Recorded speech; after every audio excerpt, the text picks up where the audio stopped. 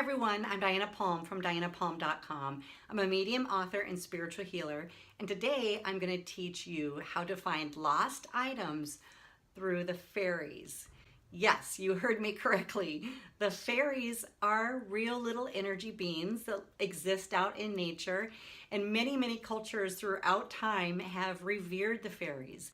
The thing is, the fairies are very tricky, and if you invoke them or if you unconsciously work with them, they feel like they can take whatever they want in exchange.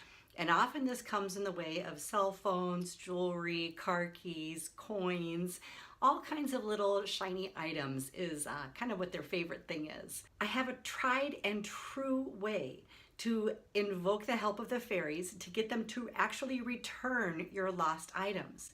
Now, I've had friends over the years that are always asking me, well, what if the fairies didn't actually take my necklace? How can they retrieve it for me? And the truth is, it doesn't matter, because they're so powerful. They're spiritual little beings that exist in the different dimensions. Some people can see them, some people can't. But that doesn't mean that they don't exist. However, they can see where our items are and they can return them. So I'm going to give you some tips on how you can explore this yourself and see how effective it is for you. And I'm really excited about it because I've taught many people over the years how to work with the fairies, especially to find lost items. And it has worked every single time. Okay, so get out a little piece of paper and write this down. Think about something you're missing.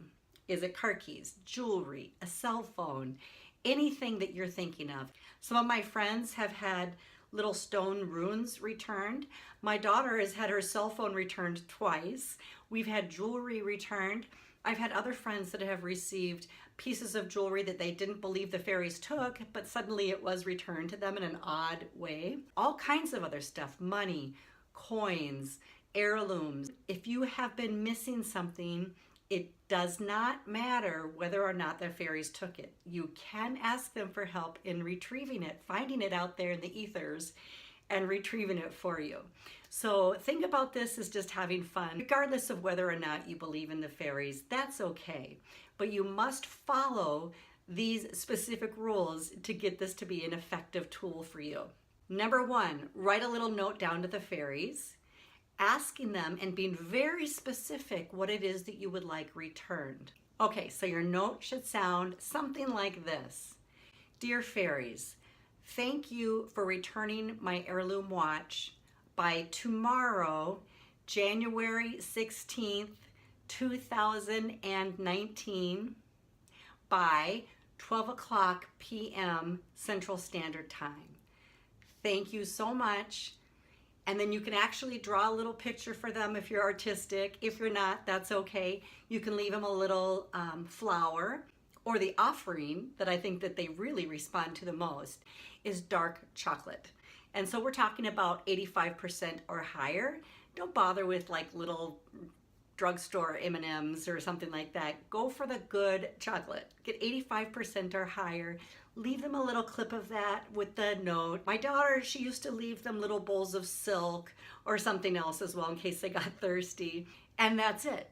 So you're asking them for help and cooperation, but you're offering them something. So there is an exchange value. It's really important to know that the fairies always demand an exchange. So if we ask them for help, they'll take whatever they want. If we offer them something up front, and especially if it's something that they really like dark chocolate, then they'll be inclined to help you out.